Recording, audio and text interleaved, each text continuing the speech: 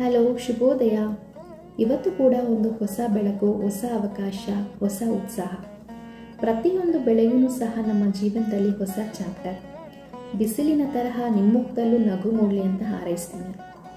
ನಿನ್ನೆ ದಿನದ ಟೆನ್ಷನ್, ಸರಿ ತಪ್ಪುಗಳನ್ನ ಇಂದು ಬಿಟ್ಬಿಡೋಣ. ನಾವು ನಿನ್ನೆ ಏನೇ ಮಾಡಿದ್ವಿ ಅನ್ನೋದಕ್ಕಿಂತ ಇವತ್ತು ನಾವು ಏನು ಮಾಡ್ತೀವಿ ಅನ್ನೋದೇ ಮುಖ್ಯ. ಈ ಬೆಳಗಿನ ತಂಪಾದ ಗಾಳಿ ನಡುವೆ ಮನಸ್ಸಲ್ಲಿ ಆಗೋ ಚಿಂತನೆಗಳು. ನಾನು ಯಾರು ಅಂತ ನನಗೆ ಕೇಳ್ತೀನಿ. ಪ್ರತಿಯೊಬ್ಬ ಗೃಹಿಣಿ ಕೂಡ ಒಂದು ಮಲ್ಟಿ ಟಾಸ್ಕರ್. ಹೌದು, ನಾನು ಹೊರಗಡೆ ಹೋಗಿ ದುಡಿಯೋದಿಲ್ಲ, ಆದರೆ ಪ್ರತಿ ನಿಮಿಷ ಕೂಡ ನಾನು ನನ್ನ ಕುಟುಂಬಕ್ಕೋಸ್ಕರ ಮನೆಯಲ್ಲೇ ದುಡಿತೀನಿ, ಹಾಗೂ ನನಗೋಸ್ಕರ ಕೂಡ. ಇವತ್ತು ದಿನ ಹೇಗಿರುತ್ತೆ ಅಂತ ಗೊತ್ತಿಲ್ಲ, ಆದರೆ ನಾನು ಹೇಗಿರಬೇಕು ಅನ್ನೋದನ್ನ ಈಗಾಗಲೇ ಡಿಸೈಡ್ ಮಾಡಿದ್ದೀನಿ. ಪಾಸಿಟಿವ್ ಆಗಿರಬೇಕು, ಪೀಸ್ಫುಲ್ ಆಗಿರಬೇಕು, ಆ್ಯಂಡ್ ಮೋಸ್ಟ್ ಇಂಪಾರ್ಟೆಂಟ್ಲಿ ಹ್ಯಾಪಿ ಆಗಿರಬೇಕು ಅಂತ. ನಾವು ಗೃಹಿಣಿಯಾಗಿ ಬೇರೆ ಯಾವ ದೊಡ್ಡ ಅಚೀವ್ಮೆಂಟ್ ಬೇಕು ಅಂತ ಅಂದ್ಕೊಳ್ಳೋದಿಲ್ಲ, ಆದರೆ ಕುಟುಂಬದ ಸಣ್ಣ ಪುಟ್ಟ ಕೆಲಸಗಳಲ್ಲಿ, ಅಂದರೆ ಮಕ್ಕಳಿಗೆ, ಗಂಡನಿಗೆ ಈ ಲಂಚ್ ಬಾಕ್ಸ್ ಪ್ರಿಪೇರ್ ಮಾಡೋದ್ರಲ್ಲಿ ನಮ್ಮ ಸಕ್ಸಸ್ ಇದೆ ಅಂತ ಅನಿಸುತ್ತೆ. ಎಸ್, ನನಗೂ ಕೂಡ ಒಮ್ಮೆ ಅನಿಸುತ್ತೆ ಐ ಆಮ್ ಟಯರ್ಡ್ ಅಂತ. ಆದರೆ at the end of the day ಈ ಟಯರ್ಡ್ನೆಸ್ನ ಹಿಂದೆ ಒಂದು ಸೆನ್ಸ್ ಆಫ್ ಸ್ಯಾಟಿಸ್ಫ್ಯಾಕ್ಷನ್ ಇರುತ್ತೆ. ನಾನೊಬ್ಬ ಗೃಹಿಣಿಯಾಗಿ ಕಾಮಾಗಿ ಹ್ಯಾಪಿಯಾಗಿ ಇದ್ದರೆ ನಮ್ಮ ಕುಟುಂಬ ಸಹ ನನ್ನ ಜೊತೆ ಹ್ಯಾಪಿಯಾಗಿ ನಗ್ನಗ್ತಾ ಇರುತ್ತೆ. ಸೊ ಇವತ್ತು ಕೂಡ ಮನಸ್ಸಿನ ತುಂಬ ಹಾಗೂ ಮುಖದಲ್ಲಿ ತುಂಬು ವಿಶ್ವಾಸನ ಹಾಗೂ ನಂಬಿಕೆಯಿಂದ ಇವತ್ತಿನ ಬ್ಯೂಟಿಫುಲ್ ಡೇನ ನಿಮ್ಮ ಜೊತೆ ಶೇರ್ ಮಾಡ್ಕೊತಾ ಇದ್ದೀನಿ.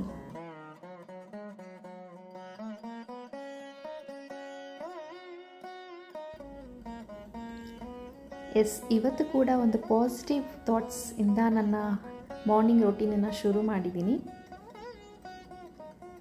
ಪ್ರತಿದಿನ ನಿಶು ಎದೊಳಕ್ಕೆ ಮುಂಚೆನೇ ನಾನು ಹಾಲೆಲ್ಲ ಕಾಯಿಸಿ ರೆಡಿ ಮಾಡಿಟ್ಬಿಡ್ತಿದ್ದೆ ಅವಳಿಗೆ. ಬಟ್ ಆದರೆ ಇತ್ತೀಚೆಗೆ ನಾವು ಎದ್ದೋಳೋ ಟೈಮ್ಗೆ ಅವಳು ಎದ್ದುಬಿಡ್ತಾಳೆ. ಸೊ ಒಂಚೂರು ಸೌಂಡ್ ಆದರೂ ಕೂಡ ನಾನು ಎದ್ದೋಳೋದು ಗೊತ್ತಾದರೆ ಎದ್ದುಬಿಡ್ತಾಳೆ ನನ್ನ ಜೊತೆನೇ. ಹಾಗಾಗಿ ಸ್ವಲ್ಪ ಅವಳು ಎಚ್ಚರ ಆಗಿಬಿಟ್ರೆ ಅವಳನ್ನ ಎತ್ಕೊಂಡು ಸ್ವಲ್ಪ ಸುಧಾರಿಸ್ಕೊಂಡು ಅವಳು ವೇಕಪ್ ಆಗಿ ಸೆಟ್ ಆಗೋಕ್ಕೆ ಸ್ವಲ್ಪ ಟೈಮ್ ಬೇಕಾಗುತ್ತೆ. ಆದ್ದರಿಂದ ಇವತ್ತು ಸ್ವಲ್ಪ ಲೇಟೇ ಆಯಿತು, ಅಂದರೆ 7:30 ಆಗೋಯಿತು. ಹಾಲು ತಂದು ಕಾಯಿಸ್ಕೊಂಡು ರೆಡಿ ಮಾಡ್ಕೊಳ್ಳೋ ಅಷ್ಟರಲ್ಲಿ. ಹಾಗೆ ಇವತ್ತಿನ ಬ್ರೇಕ್ಫಾಸ್ಟ್ಗೆ ಚಪಾತಿ ಮತ್ತು ಮೊಟ್ಟೆ ಪಲ್ಯ ಮಾಡೋಣ ಅಂತ ಅಂದ್ಕೊಂಡಿದ್ದೀನಿ. ಜೊತೆಗೆ ಸಾಂಬಾರು ಕೂಡ ಮಾಡಿಟ್ಬಿಡೋಣ ಅಂತ. ಸೊ ಯೂಶ್ವಲಿ ನಾವು ಅಡುಗೆನೂ ಸಹ ಮಾಡಿಟ್ಬಿಡ್ತೀವಿ ಬೆಳಗ್ಗೆನೇ. ಸೊ ಆಗ ನಮಗೆ ಟೈಮ್ ತುಂಬಾ ಸೇವ್ ಆಗುತ್ತೆ. ಇಡೀ ದಿನ ನಮಗೆ ಬೇರೆ ಕೆಲಸ ಮಾಡ್ಕೊಳ್ಳೋಕ್ಕೆ ತುಂಬಾ ಈಸಿ ಅನಿಸುತ್ತೆ.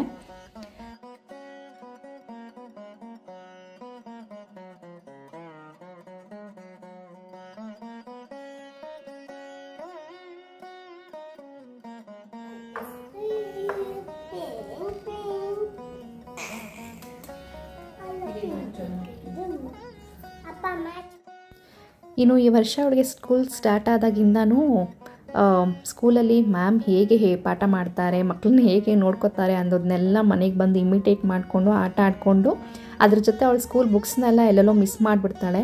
ಅದನ್ನೆಲ್ಲ ಎತ್ತಿಟ್ಕೊಳ್ಳೋದೇ ನನಗೆ ಒಂದು ದೊಡ್ಡ ಟಾಸ್ಕ್ ಆಗೋಗ್ಬಿಟ್ಟಿರುತ್ತೆ. ಎಲ್ಲರ ಮನೆಯಲ್ಲೂ ಕೂಡ ಮಕ್ಕಳು ಸ್ಕೂಲ್ಗೆ ಹೋಗೋವರೆಗೂ, ಗಂಡ ಆಫೀಸ್ಗೆ ಹೋಗೋವರೆಗೂ ಅಡುಗೆ ಮನೆ ಕೆಲಸ ಅಂತೂ ಮುಗಿಯೋದೇ ಇಲ್ಲ ಅಲ್ವಾ? ಹಾಗೆ ನನಗೂ ಕೂಡ ಬೆಳಗ್ಗೆ ಮನೆ ಕೆಲಸ ಜೊತೆ ಇವಳಿಗೆ ಹೋಮ್ವರ್ಕು ಕೂಡ ಮಾಡಿಸ್ಕೊಂಡು ನನ್ನ ಕೆಲಸಗಳಂತೂ ಹೇಗೆ ಕಳಿತೀನಿ ಅನ್ನೋದೇ ನನಗೆ ಗೊತ್ತಾಗೋದಿಲ್ಲ. ಇವಳಿಗೆ ಪ್ರತಿದಿನ ಹೋಮ್ವರ್ಕು ವಿಡಿಯೋ ಫಾರ್ಮ್ಯಾಟಲ್ಲಿ ಕಳಿಸ್ತಾರೆ. ಸೊ ಆ ವಿಡಿಯೋನ ನೋಡ್ಕೊಳ್ತಾ ಅವಳಿಗೆ ಹೋಮ್ವರ್ಕು ಮಾಡಿಸ್ಕೊಳ್ತಾ ನನ್ನ ಅಡುಗೆ ಮನೆ ಕೆಲಸನೂ ಕೂಡ ನಾನು ಮಾಡ್ಕೋತೀನಿ. ಸೊ ಮಾರ್ನಿಂಗ್ ಅಂತೂ ಸೂಪರ್ ಫಾಸ್ಟಾಗಿ ಹೋಗ್ಬಿಡುತ್ತೆ. ಹೇಗೆ ಕಲಿಯುತ್ತೆ ಅನ್ನೋದೇ ಗೊತ್ತಾಗೋದಿಲ್ಲ.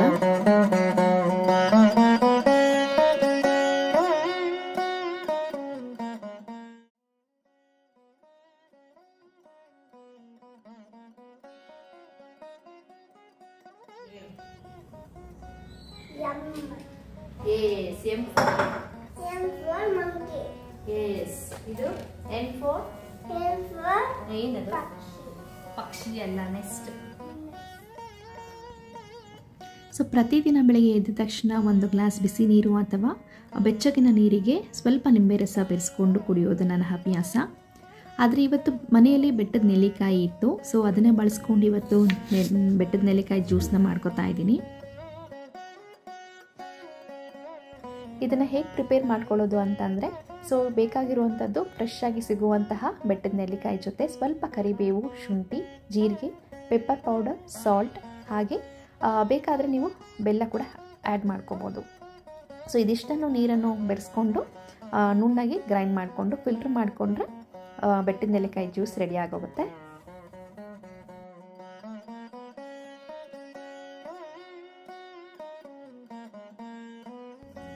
ನೀವು ಪ್ರತಿದಿನವನ್ನು ಫ್ರೆಶ್ ಆಗಿ ಶುರು ಮಾಡಬೇಕು ಅಂತಂದರೆ ಒಂದು ಸಿಂಪಲ್ ಸ್ಟೆಪ್ ಅಷ್ಟೇ. ಎಸ್, ಬೆಳಗ್ಗೆ ಖಾಲಿ ಹೊಟ್ಟೆಯಲ್ಲಿ ಒಂದು ಗ್ಲಾಸ್ ಬೆಟ್ಟದ ನೆಲ್ಲಿಕಾಯಿ ಜ್ಯೂಸನ್ನು ಕುಡಿಯೋದ್ರಿಂದ ನಮ್ಮ ಬಾಡಿಗೆ ಎಷ್ಟೊಂದು ಪ್ರಯೋಜನ ಆಗುತ್ತೆ ಗೊತ್ತಾ.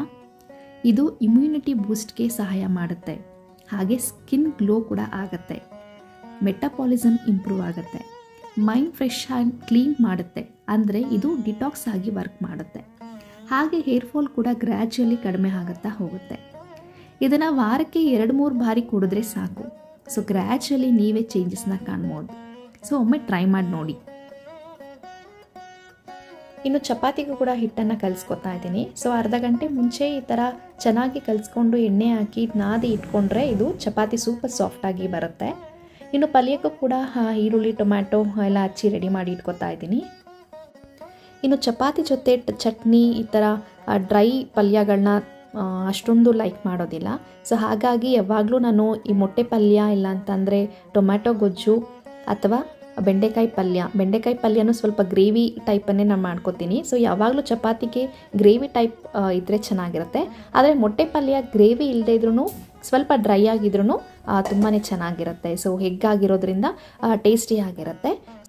ಸೊ ಈಗ ನಾನು ಬಾಣಲಿ ಬಿಸಿ ಆದಮೇಲೆ ಸ್ವಲ್ಪ ಎಣ್ಣೆನ ಹಾಕೋತಾ ಇದ್ದೀನಿ.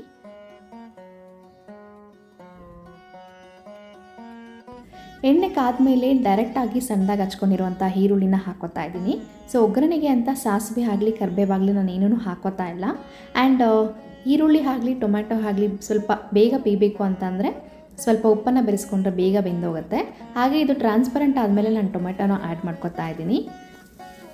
ಇದ್ರ ಜೊತೆಗೆ ಖಾರಕ್ಕೆ ನಾನು ಹಸಿಮೆಣಸಿನ್ಕಾಯಿ ಆಗಲಿ ಒಣಮೆಣಸಿನ್ಕಾಯಿ ಆಗಲಿ ಏನನ್ನು ಬಳಸ್ತಾ ಇಲ್ಲ. ಅದ್ರ ಬದಲಾಗಿ ಗರಂ ಮಸಾಲ ಅಥವಾ ಬಿರಿಯಾನಿ ಪೌಡರ್ನ ಆ್ಯಡ್ ಮಾಡ್ಕೋತಾ ಇದ್ದೀನಿ. ಇದನ್ನು ಹಾಕೋದ್ರಿಂದ ಪಲ್ಯ ತುಂಬಾ ಟೇಸ್ಟ್ ಆಗಿರುತ್ತೆ. ಬೇಕಾದರೆ ನೀವು ಒಂದ್ಸರಿ ಟ್ರೈ ಮಾಡಿ, ತುಂಬಾ ಚೆನ್ನಾಗಿರುತ್ತೆ. ಬಿರಿಯಾನಿ ಪೌಡ್ರ್ ಆಗಲಿ ಗರಂ ಮಸಾಲ ಆಗಲಿ.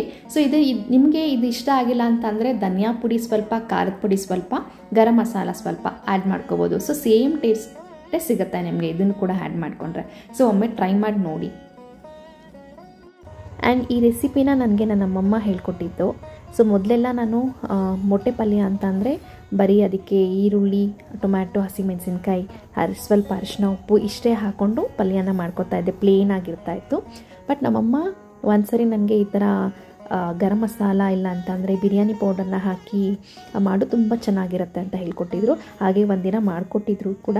ತುಂಬಾ ಟೇಸ್ಟಿಯಾಗಿತ್ತು, ನನಗೆ ತುಂಬಾ ಇಷ್ಟ ಆಗಿತ್ತು ಅದು ಪಲ್ಯ. ಸೊ ಹಾಗಾಗಿ ಅವತ್ತಿಂದ ಇವತ್ತಿನವರೆಗೂ ಅದನ್ನೇ ಫಾಲೋ ಮಾಡ್ಕೊಂಡು ಬರ್ತಾಯಿದ್ದೀನಿ.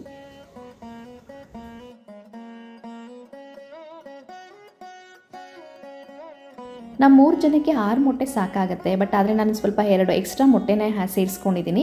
ಯಾಕಂತಂದರೆ ನನಗೆ ಈ ಪಲ್ಯಗಳು ಸ್ವಲ್ಪ ಇಷ್ಟ ಆಗುತ್ತೆ. ಸ್ವಲ್ಪ ಎಕ್ಸ್ಟ್ರಾ ಇರಲಿ ಅಂತಲೇ ಸ್ವಲ್ಪ ಜಾಸ್ತಿ ಮಾಡ್ಕೊತಾ ಇದ್ದೀನಿ. ಇನ್ನು ಮಾರ್ನಿಂಗ್ ಬ್ರೇಕ್ಫಾಸ್ಟ್ಗೆ ಚಪಾತಿ ಜೊತೆ ಇದು ತುಂಬಾ ಚೆನ್ನಾಗಿ ಹೊಂದ್ಕೊಳ್ಳುತ್ತೆ. ಆ್ಯಂಡ್ ಟೈಮ್ ಕೂಡ ತುಂಬಾ ಬೇಗ ಪಟ್ಟಂತ ಮಾಡಿಬಿಡ್ಬೋದು ಇದನ್ನು.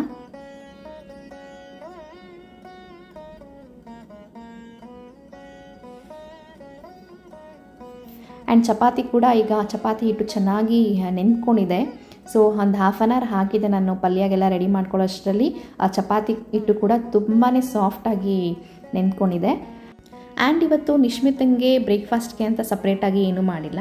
ಸೊ ನಾನು ಯಾವಾಗಾದರೂ ರೈಸ್ ಬಾತ್ ಮಾಡಿದಾಗ ಇಲ್ಲ ಉಪ್ಪಿಟ್ಟು ಮಾಡಿದಾಗ ಏನೇ ಬ್ರೇಕ್ಫಾಸ್ಟ್ ಮಾಡಿರಲಿ ಅವಳಿಗೆ ಅಂತ ಸಪ್ರೇಟಾಗಿ ಸ್ಪೈಸಿ ಕಡಿಮೆ ಮಾಡಿಬಿಟ್ಟು ಅವಳಿಗೋಸ್ಕರ ಮಾಡಿಕೊಡ್ತಾ ಇದ್ದೆ. ಬಟ್ ಇವತ್ತು ಚಪಾತಿ ಆಗಿರೋದ್ರಿಂದ ಅವಳಿಗೆ ಚಪಾತಿ ತುಂಬಾ ಫೇವ್ರೇಟು. ಸೊ ಅದನ್ನೇ ಅವಳಿಗೆ ಲಂಚ್ ಬಾಕ್ಸ್ಗೆ ಕೊಡ್ತಾ ಇದ್ದೀನಿ. ಸೊ ಜೊತೆಗೆ ಫ್ರೂಟ್ಸ್ ಇದ್ದರೆ ಫ್ರೂಟ್ಸು ಇಲ್ಲ ಡ್ರೈ ಫ್ರೂಟ್ಸ್ ಈ ಥರ ಸ್ನ್ಯಾಕ್ಸ್ಗೆ ಆ್ಯಡ್ ಮಾಡಿ ಕೊಡ್ತೀನಿ. ಆ್ಯಂಡ್ ಪ್ರತಿದಿನ ನಾನು ಏನೇ ಬ್ರೇಕ್ಫಾಸ್ಟ್ ಮಾಡಿರಲಿ ಅವಳಿಗೆ ಅಂತ ಜೊತೆಗೆ ಒಂದು ಡಬಲ್ ಆಮ್ಲೆಟ್ ಕೊಟ್ಟರೆ ಅವಳ ಬ್ರೇಕ್ಫಾಸ್ಟ್ ಕಂಪ್ಲೀಟ್ ಆಗುತ್ತೆ. ಸೊ ಏನೇ ರುಚಿಯಾಗಿ ಬ್ರೇಕ್ಫಾಸ್ಟ್ ಮಾಡಿದರೂ ಸಹ ಅವಳಿಗೆ ಒಂದು ಆಮ್ಲೆಟ್ ಕಂಪಲ್ಸರಿ ಬೇಕೇ ಬೇಕು. ಸೊ ಅದಿಲ್ಲದೆ ಅವಳ ಬ್ರೇಕ್ಫಾಸ್ಟ್ ಕಂಪ್ಲೀಟ್ ಆಗೋದೇ ಇಲ್ಲ. ಆ್ಯಂಡ್ ಎಗ್ ಕೂಡ ಮಕ್ಕಳಿಗೆ ತುಂಬಾ ಹೆಲ್ತ್ಗೆ ಒಳ್ಳೆಯದು. ಹಾಗಾಗಿ ಪ್ರತಿದಿನ ಕಂಪಲ್ಸರಿ ಬ್ರೇಕ್ಫಾಸ್ಟ್ ಜೊತೆ ಇದ್ದೇ ಇರುತ್ತೆ ಅವಳಿಗೆ ಮೊಟ್ಟೆ. ಸೊ ಇದನ್ನು ನಾನು ಮೊದಲಿಂದನೂ ಹೇಳ್ತಾ ಬಂದಿದ್ದೀನಿ. ಸೊ ಇವತ್ತು ಕೂಡ ಹಾಗೆ ಅವಳಿಗೆ ಒಂದು ಡಬಲ್ ಆಮ್ಲೆಟ್ ಮಾಡಿಕೊಟ್ರೆ ಅವಳದ್ದು ಬ್ರೇಕ್ಫಾಸ್ಟ್ ಕಂಪ್ಲೀಟ್ ಆಗೋಗುತ್ತೆ.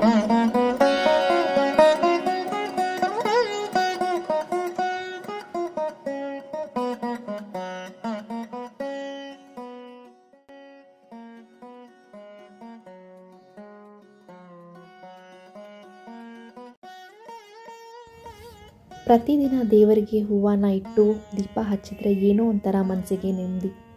ಅವತ್ತಿನ ದಿನ ಎಲ್ಲ ಮನಸ್ಸಿಗೆ ಏನೋ ಒಂಥರ ಸಮಾಧಾನ, ಪಾಸಿಟಿವ್ ಥಾಟ್ಸ್ ಇರುತ್ತೆ. ಹಾಗೆ ದಿನಪೂರ್ತಿ ಎನರ್ಜೆಟಿಕ್ ಆಗಿರ್ತೀನಿ ನಾನು. ಸೊ ನನಗದು ತುಂಬಾ ಇಷ್ಟ ಆಗುತ್ತೆ. ನನ್ನ ಡೈಲಿ ರೊಟೀನಲ್ಲಿ ಪೂಜೆ ಅನ್ನೋದು ನನಗೆ ತುಂಬ ಖುಷಿ ಕೊಡುವಂಥದ್ದು.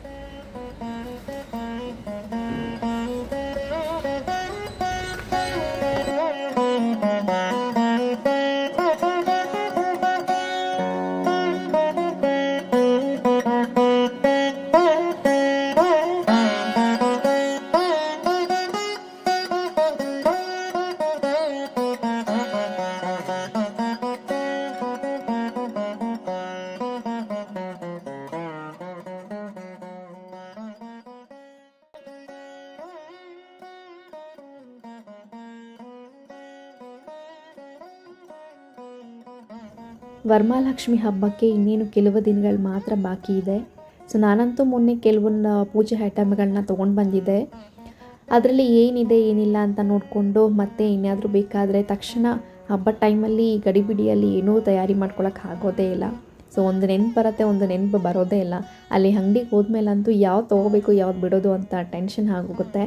ಸೊ ಮನೆ ಕೆಲಸದ ಒತ್ತಡದಲ್ಲಿ ಏನೇನು ತಿಳಿಯೋದೇ ಇಲ್ಲ.